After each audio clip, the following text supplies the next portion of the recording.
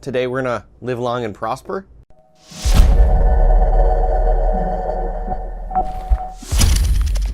What is going on, guys? Today we're gonna be taking a look at Xigmatek's Prosper case. So now they have thrown their hat into the tempered glass ring with all the rest of them, as long as the likes of Corsair, Cooler Master, and the rest. They also decided to send over a few other products back over here. So we've already taken a look at the Skyla 240. You can check out that review in the card above. And then they also sent over their XFP power supply. This is a 1200 rated watt platinum rated power supply. We'll be thrown in this build here. Might as well make it all Xigmatek and show off everything that has to do with the case. The case is fully tempered glass except for the back panel, which not a lot of cases are, but it's tempered glass on the top, both sides, and in the front. 4 RGB 120mm fans are also included as well too, so we'll be taking a quick look at those. We'll be taking a look at what other things are supported in this case, like EATX. It also supports up to 2 360mm radiators, so cooling options should be pretty good in here. Another 120mm radiator is supported in the back, but I can't see a whole lot of water coolers migrating to something like that, so they'll probably stick to a 360 or 280s, which the case also supports as well too. But I figure the best way to review a case is to build in it. So today we'll be putting in my Ryzen 7 1700 and a Crosshair 6 Hero motherboard, along with a couple other components, as well as the components that Xigmatek sent us. So let's get building.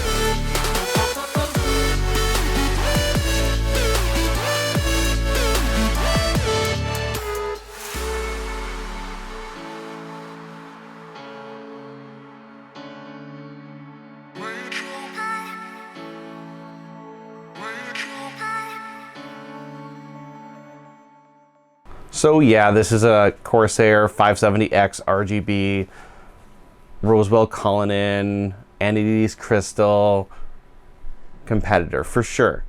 But what do you really expect out of a tempered glass case? Pro tempered glass. Nice machine finish on all edges. Can't complain. 4 RGB SC 120 fans that are included. They do run 72 individual LEDs in each of those fans.